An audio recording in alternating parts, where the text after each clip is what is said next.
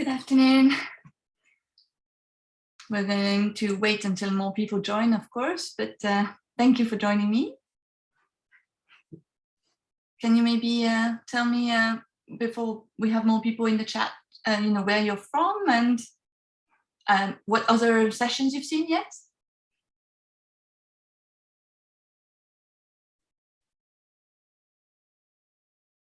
Oh, hello, Jana.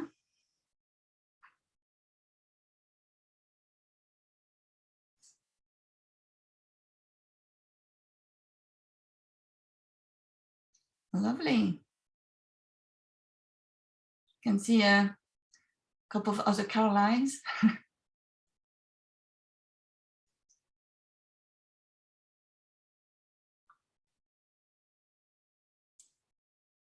Oh, that's great. Hello, everyone. Welcome.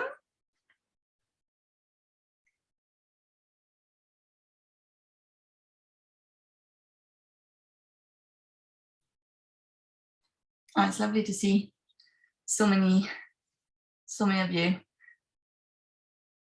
I can see some of you are writing the messages just to me, so maybe you're doing this on purpose. That's great. But if you want to change and so that everyone can see, then in the chat you need to click on everyone and not just hosts and panelists. That way, we can share all together.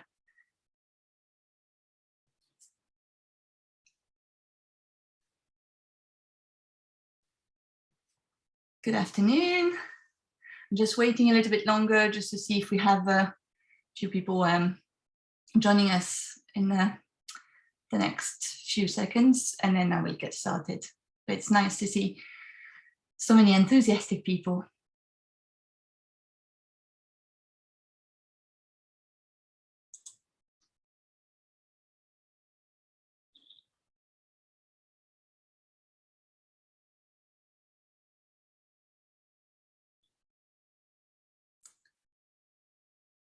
Okay then, so I'm guessing maybe that's all of us for now, and then people will take in as they go if they arrive a little bit after. So good afternoon, I'm Caroline, and I've been a teacher of languages for about a bit more than 10 years now, and I thought that it would be quite interesting to have a bit of a look at how to give feedback. And I've always thought that it's a bit difficult feedback because you want it to be useful, you want it to be not taking too much of your time either, because there are so many classes, and you want the students to be able to work from that and get something and not make the same mistakes again, which I felt was the thing that I've struggled the most at the beginning, and then sort of built a program, I guess, for myself to be able to sort of prevent that type of problems as much as possible. But I'm looking forward to your sort of ideas as well. See what you're thinking about what I'm presenting, and if there are things you use that you think would work well with this as well. So really, I've got my first thing that I do usually with students is to make sure that they are aware of the key features that I want them to use. I'm going mostly to be speaking about feedback for writing and speaking, because I think that's the one that's the most interesting and useful, I suppose, for students. So I give them checklists. I'm going to show you in a minute, but I give them checklists of all the features that we've noticed from the different exam boards are needed to get to the top bands. I also work, I know it's a bit controversial sometimes, but I also work to an extent with mnemonics and acronyms as well. The avocado, the quackno, which I'll explain in a minute if you're not familiar with. I also ask students usually to order the ideas that I give them. So I might give them a model answer, but maybe not in the correct order, and just ask them to sort of come up with how does that look like to be a good answer to the question in the order that the question is asked, if that makes sense. And then giving them little challenges of that style so that they're active with the with knowing what's going to happen and what they need to use. And then, of course, we have some model answer discussions as well. So what I wanted to show you mostly in terms of that, sort of the pre-feedback, if that makes sense, to make my life easier when I'm doing feedback, because they will then sort of react to what I'm saying in a manner that is going to be more useful for the feedback. So I would give them things like this sheet that you can see there. I'm going to go on the website in a minute to show you how it works interactively. But if you don't know what the website, you might want to write down the address. It's called liveworksheets.com. And you can create interactive worksheets from a Word document or a PDF. And then you can create a lot of activities which do match up, drop downs, fill in the gaps, write your own answers, all that type of things. And you can see your students' responses as well that they can send to you. So that's the part that I really like. And on top of being able to make up your own, they already have loads of ready-made things as well. So that can save some time for us. And I like it for homework and sort of differentiation as well. So you've got the code. I will copy it in the chat right now as well, if you want to have a look with me as I go. But this is a worksheet that I created to prepare students for the speaking at GCSE French. I'll see if I can make it, if I can zoom in, but it looks like that's the biggest it can be. Hopefully you can see, and it's not too small on your screen. So what I decided to do with that, so as I was explaining before, I want them to be sort of aware of what's happening and not just receiving the feedback, but also maybe giving the feedback.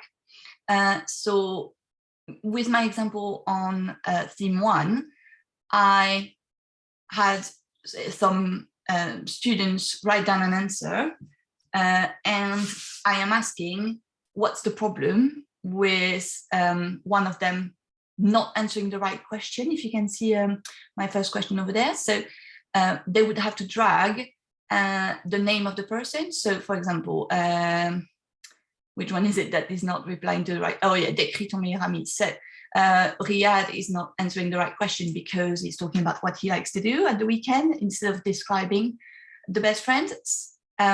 Then there is a person who is using a little bit too easy language, if that makes sense. So they would have to drag the name here to decide who that is.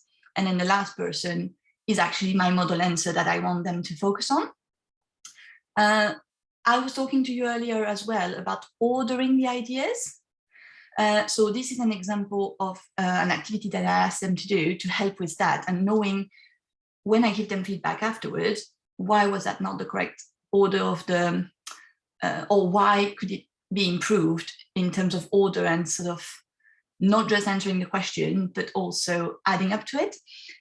So in that case, for what you do to help at home, which was the question, I want them to move the sentences to the right column to say which is the element that would answer the question first. So I would say that the first one can be the one about the introduction that you help because it's important. And then maybe, what it is that you do. And maybe some information about your brother. And then you decide which ones are unused because they don't reply to the question at all. And then on this particular worksheet, the last element that I also want students to focus on, and I do loads of activities in class, sort of pre-feedback to help with that, but I recorded myself answering the question, what would you do if you were the head teacher? And I'm asking them which of these elements from my checklist have I used in my example? And they need to click on all the ones that they think are correct. There are more than that, but I can't remember exactly which ones without playing. And when they finished for this particular website, when they finish, they go down, they click on finish. And this is where it's interesting for you because they can email their answer to you. So either if you are allowed to share your email address with students, then you can do that, or in my school we can't do that, but I give them a code that is given by the website, and then I receive them in my email without the students having my email address. And then they click again on check my answers to see what was the result and how correct they were. And they even get sort of a mark at the top over there as well, and it tells them if they were correct. So I like this because it prepares them to be able to receive the feedback better. So if I go back to what I then do in my actual feedback sessions, unless there are any questions on this element, sort of the pre-writing feedback, if that makes sense.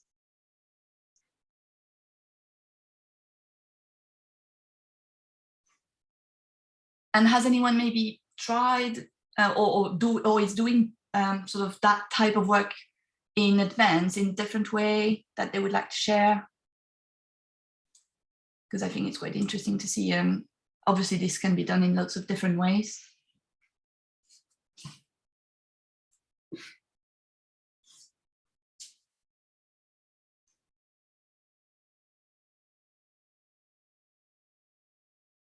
Oh, thank you.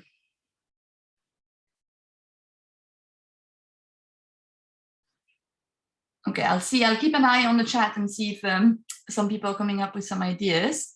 But I'm going to move on to the actual sort of feedback session that I do after a writing or reading, speaking, sorry.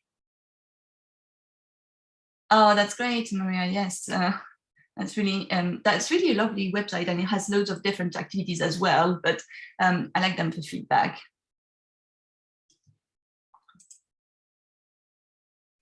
So in terms of the feedback itself, I have some feedback slips that I came up with and sort of tweaked throughout the years.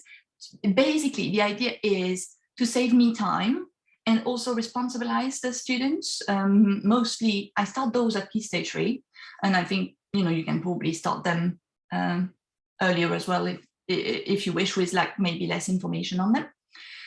So what I normally do is maybe the first time, or every writing task or every speaking task, if you have a lot of photocopying budget, I print that out in sort of small version for the students, and then I just tick where I think they are for this particular piece of writing or speaking. So I thought those elements that you see on the screen were the most sort of common things to come back in terms of either positive or negative. So that's sort of written already as a feedback, if that makes sense, and they can see that they're good at following the instructions for number of words, or if they haven't followed all the bullet points, I would write down which number they need to work on, but that takes me much less time than actually writing down, look at bullet point number, whatever. And if it's not a smiley face or like a middle face, which means it's sort of developing, and they're on the sad face for that one, then I give them the code, and the code on the side corresponds to what I'm going to ask them to do to remedy that, which is on another paper, which looks like this. And this one I print only once, and they put it sort of at the end of their book, for example. And when I write in their book, or when I circle in their book B1, they know that it's because they haven't made a long enough sentence, and they are sort of working, and they can work sort of independently at trying to make that happen. And then the rest of them, as you can see, I try to make it sort of specific questions so that they can find where to have the element to help them remedy the problem. And whenever it's about, as you can see, maybe from B4 onwards, higher structures or quantifiers, etc., I give them some ideas of what that looks like so that they can find it easier to go back and do that element. So that's what I like to use, mostly Key Stage 3, And then Key Stage 4, I have a different feedback sheet, which is a little bit more linked to the mark schemes. So I can see we've got a question in the Q&A, so don't hesitate to ask there as well. In the chat, I'm looking at both, but and since I can see, I'm going to go back to previous slide because someone asked. So live worksheets, yes, that's free. You need to create an account if you want to create some of your own, or if you want to get the feedback from your students, as in their how well they did. But it's still free, even if you're creating content. So I like it for that reason. I can see comment from Carmen. Yes, I use Avocado sometimes as well. I guess it depends on which level. I use Avocado more likely with Key Stage 4 for some reason, but yes, I think they're both sort of interesting and useful, both of them. So Key Stage 4, if I'm going back, so really I give them feedback sheets that have the mark scheme in the middle, which I'm gonna show you in a minute. And then all that is left for me to do after I've printed that is circle like the relevant band of the mark scheme that I think they are at the moment. And then on the sides, I will have one side with the W's, you know, the what went well, and then one side with the even better ifs. And then I take off which one I think that they have done well or they need to work on. And I have an area for myself to add a personal comment as well, if for some reason it's outside of the main issues. I'm thinking maybe if it's a native speaker and that doesn't quite apply because they have most of these right. And then I provide them with a bank of phrases to help them respond more individually. So this is what it looks like. Great, here we go. So this is the feedback sheet itself. So just like the general AQA mark scheme in the middle, because that's the board we are doing in my school. And then on the left, all the possible sort of good things from my checklist that I showed you earlier.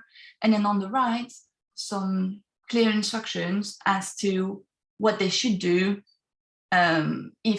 if that element was not quite as I wanted it to be. And as you can see, so obviously when it says answer the bullet point, then it's a little bit easier once we've gone over what the bullet point means. But otherwise, if it's things like include the present, include the past, include the future, include opinions, etc., for that, I give them a sheet, again, that they would glue sort of at the end of their book for me, that has most of the possible things that I want them to use. So that would be for an example of what I would give them for time phrases. I might also give them like a list of phrases in the subjunctive or of idioms. I would also give them a list of avocado examples. So here is my top 10 opinions that I would like you to use. If you haven't used it, this is where you're looking to make it happen now, if that makes sense. So with this ready-made sort of impressive phrases, I have less people sort of calling to me and asking what can I put there because they're not aware. So that way they have the options, and it takes a bit less time for all of us to know exactly where to go. I can see someone is asking to go back to the Key Stage 4 mark scheme, so I'm putting it back now.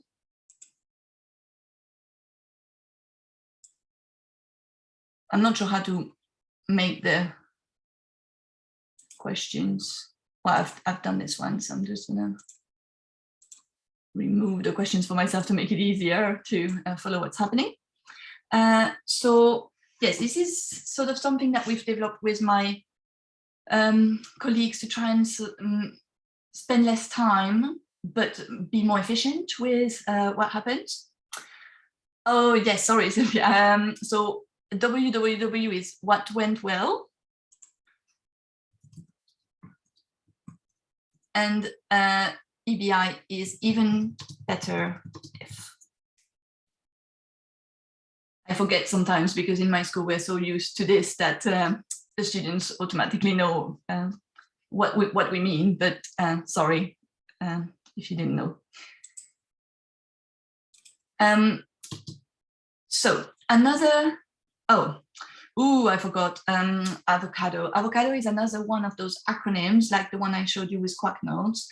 I don't remember it in maybe the correct order, but it would go for adjectives, verbs, opinions. What's the C? I don't remember exactly what it means because I always have it sort of, yes, connectives, thank you. See, I'm making you revise as well. There's another A that could be for adverbs, even if I'm not sure.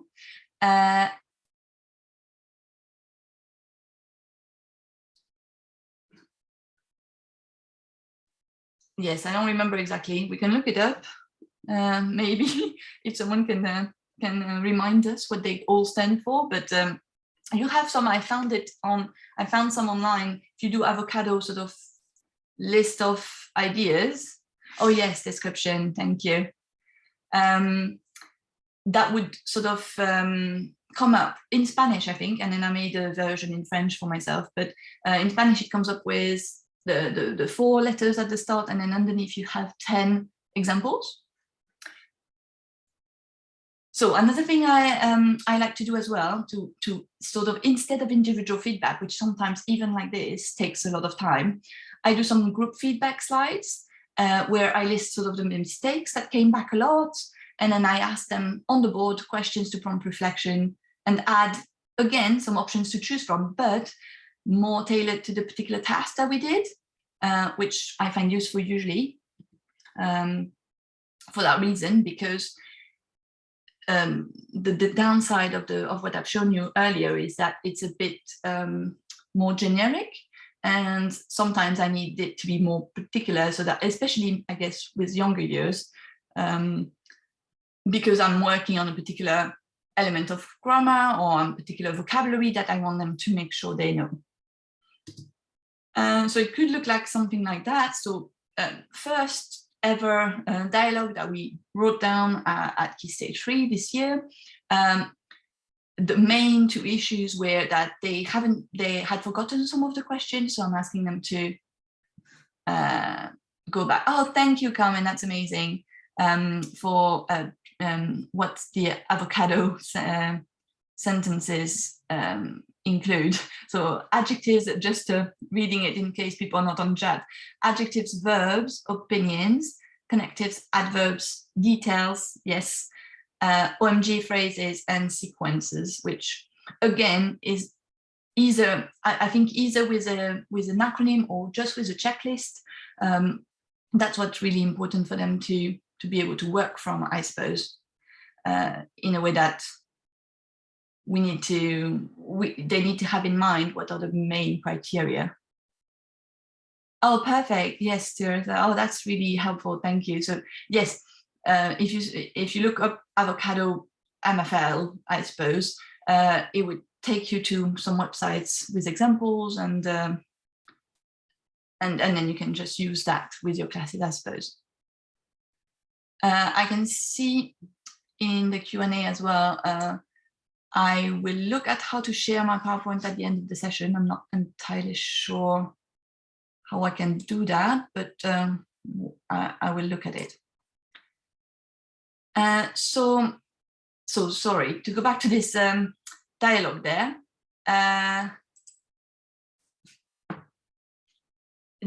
I give them the prompts in English on the board because they have a handout from the lesson to help them, but otherwise I would give them the prompts in French with some examples that they would then need to choose from. And similarly for the spelling, I don't need to put it back on the board. I just need to attract their attention to it because they have it on the handout from the lesson. So they should be able to find it there if they didn't find it when we were doing the writing task. Maybe because they didn't have their books with them for that because I wanted to test how it was going. Another example, which is a little bit more complicated, but still at key stage 3.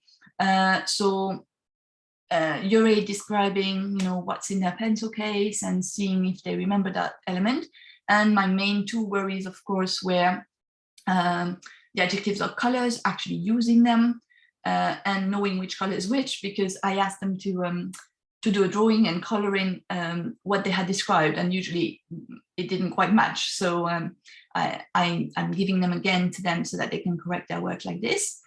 And then obviously, I'm sure you feel, that's a normal thing for them to have forgotten, but is a word order or the feminine and plural.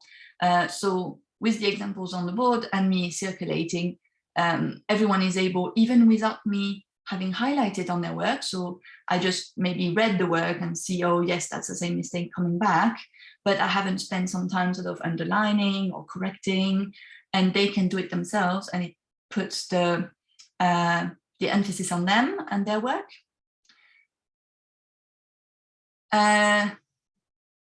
Yes, Roberta, I'll try and see how I can share the slides. That's a feature I haven't worked on yet on Zoom, so hopefully I'll manage to do that for you. And then I just wanted to sort of finish with an example on key stage 4, which obviously looks a little bit more thorough, if that makes sense. So they had written a paragraph, and because it was a paragraph in the past tense, and that was the main element that I saw they were struggling with, I did this group feedback sheet where I sort of asked them 5 questions. They need to decide, have they done that properly? Then no problem, moving on to the next task, really, with me giving them again some ideas of how to make it happen, and then the whole work is not done for them either, so it still requires quite a lot of thinking on their part.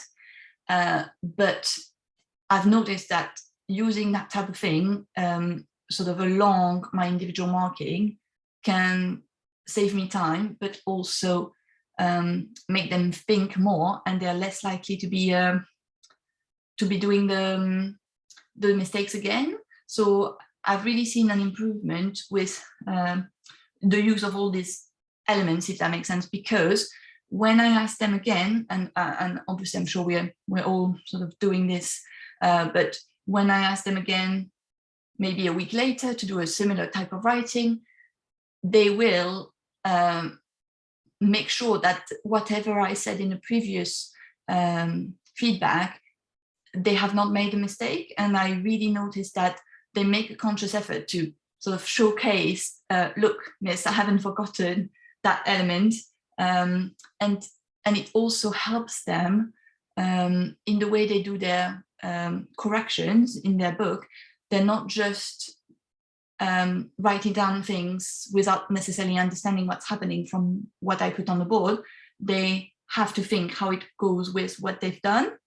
And I think that's the most useful element for them to work from, really. So I'm trying to, yes, put those 3 things together of sometimes working on model answers and making them figure out what are the key features and what are the problems, or how to make it better, or why is it good. Feedback slips for their individual feedback with another paper that helps them decide what are the good phrases they're going to include, and then sometimes group feedback as well, with more specific elements that I need sorted before the next step up. So I think that's all the ideas I wanted to share with you today, but I thought we could then see if you had any questions or any other ideas to share, because I'm quite keen to see how people are doing things in a different way, maybe. So let's see if I have any questions. Yes, oh, that's a good point. Thank you, Theresa. Yes, so if the recording, the recording is sent at the end, so that should work. Let me see if I just copy the address, that should work. And put it here. While you are, so yeah, you can try and open that and see if it works for you. So let's see, and see if we can have a few, interesting discussions. So Aislinn is asking about corrections in a different color, rewrite the whole task, or just correct the wrong words. I think it depends on what you like. I don't tend to be very consistent on this. I guess it depends on the time I have, really, or how far ahead we are with the lesson. For me personally, I don't like very much personally the rewriting of everything, just because it feels sometimes it's just for the sake of rewriting the whole task. I prefer when they not so much correct the wrong words, but add a sentence, a correct sentence. So I would tell them to not redo the whole thing, but add 2 sentences using this element that they got wrong correctly. And then in a different task with a slightly different question, but similar, then I would ask them to redo the whole task again and see if they get better. Yes, for us in my school, we do corrections in green, just because I think for students it attracts their attention to what they didn't quite manage to do, and what the correct version is. But maybe different people are doing it in a different way, and I think that's, if it works for you, then that's fine. I'm just going down in the questions in order. I hope it's okay like that, and it's going to work. But Anna, oh yes, so that's that's the main question for me. Is yes, at first I was really not afraid, but sort of afraid of using lesson time to respond to feedback, because we have so much to do and there is so much on the curriculum, especially at Key Stage 4. And I used to do it mostly for homework, but I feel it works less well, and they don't do it as seriously, or they struggle because they usually still need some kind of help, and I'm still circulating even using those things.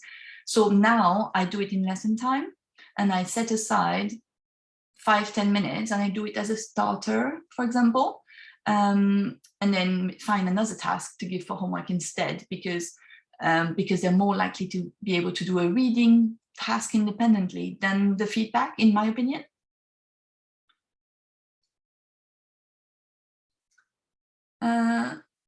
So okay, so we've got I'm on to TCM question, sort of comment. So providing checklists for writing activities in class.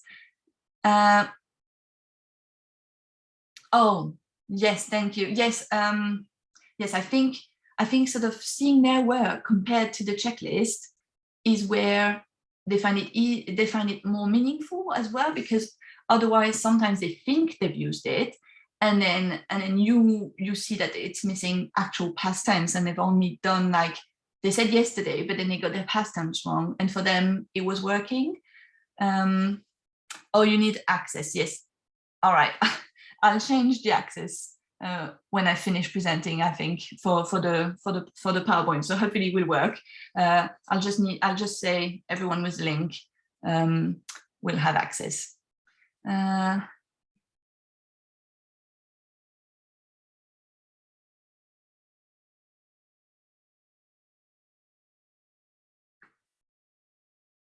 Oh, lovely, thank you.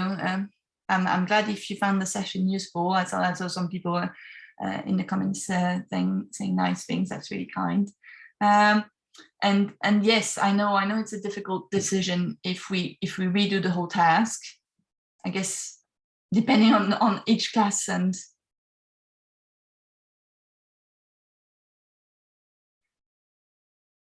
Eleanor, I'm not sure what the, so you're saying, do you ask pupils what they did to prepare? You mean as part of the feedback? Or, I don't actually, but that's a good idea. Just to see like maybe what they skipped in their preparation. Is that where you're going at? How do you do this? Because that's really quite interesting. What type of questions do you do for that?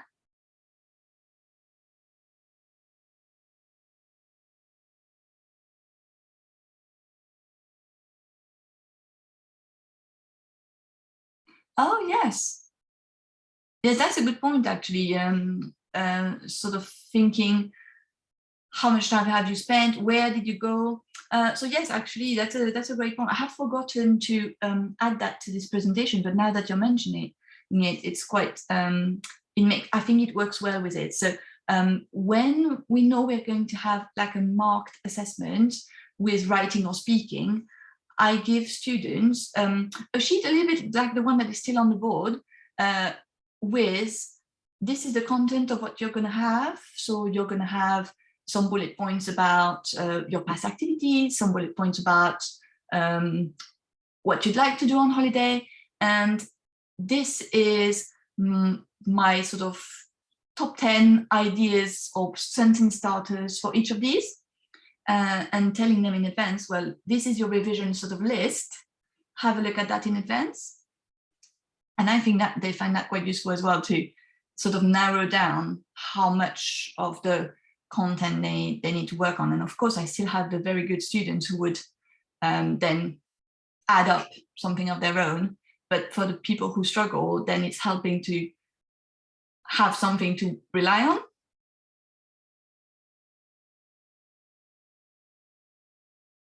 Definitely, I agree, with the spending more time memorizing vocab, absolutely. But then I think I would do that part of the feedback as homework.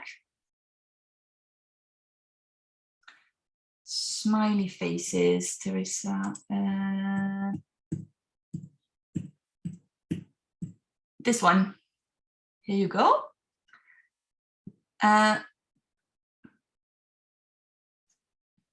Okay, so Irina, you say you ask what works best for them, and then do you have each of the students revise in their own manner then, and check with them what works best, and then give them that to do? Because that's a really interesting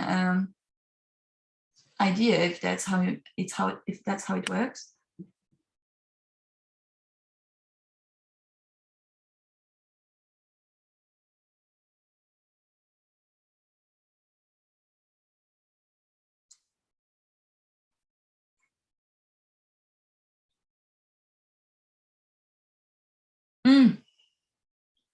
Oh yes, definitely. So so past papers, yes. We do loads of past papers as well, but I think sort of as they come, and maybe more once this is settled and they are okay with questions that are specifically on the topic we've been studied, then we move on to past papers. But yeah, definitely. Well, if you're interested, Eleanor, if you're interested in vocab, that's the topic of my next session that I'm doing in about an hour now. So we may have some ideas to share on that one as well if you signed up for that. Oh yes, I like that. I like the Irina, the idea of sharing ideas with the whole class, because that's really quite useful, I think, for them. Yes, Teresa. So the numbers or on this slide go with the numbers on that slide, which is my how to improve. But again, depending on what you want them to focus on, that's why I change the sheet usually from time to time. Okay, I saw that I just need to check where it is. Someone had put their hand up. Is it still up? I'm just trying to see how I can check that.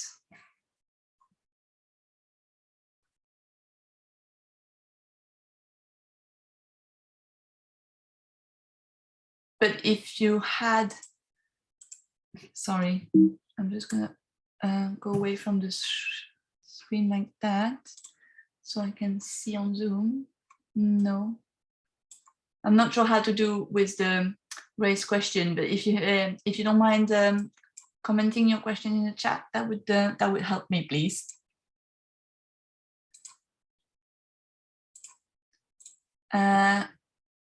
So Anushri, yes, I do go through sample answers from the exam boards, especially absolutely the ones that are on the websites with that marking from the examiners. Absolutely, that's really useful. And usually what I do is I show them first to the students without any comments, and I ask them from, you know, as part of the work that I've showed you, for example, to comment and give them a mark. And then I show what the examiners said and we compare. And I find that really useful to see, oh, actually, you don't need to be doing something very, very perfect to get the top band. You can still get away with, you know, simple sentences, etc.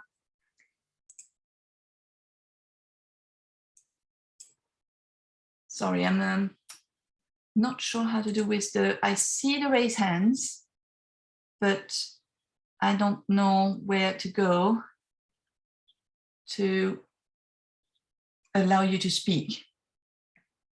I forgot this element.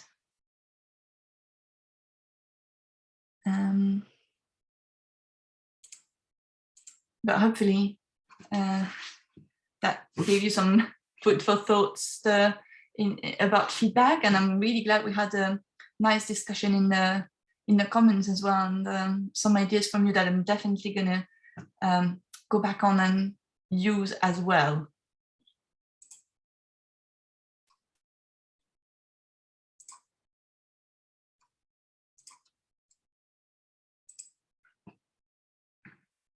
Oh, thank you. Thank you, everyone.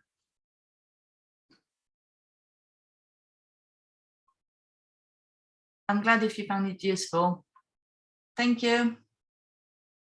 Thank you all for attending with me. I'm gonna stop sharing my screen now. And I will look at the access to my slides, and hopefully you will be able to access in a minute.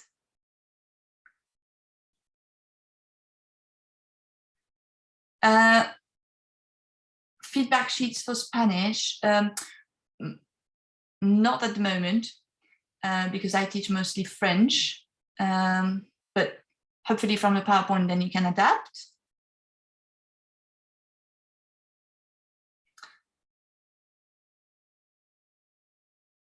And I think it's going to be time to leave the channel for the next talk as well. So thank you, everyone.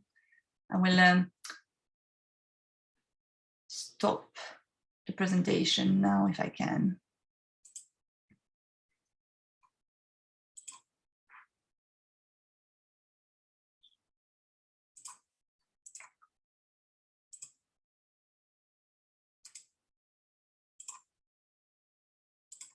Thank you, goodbye.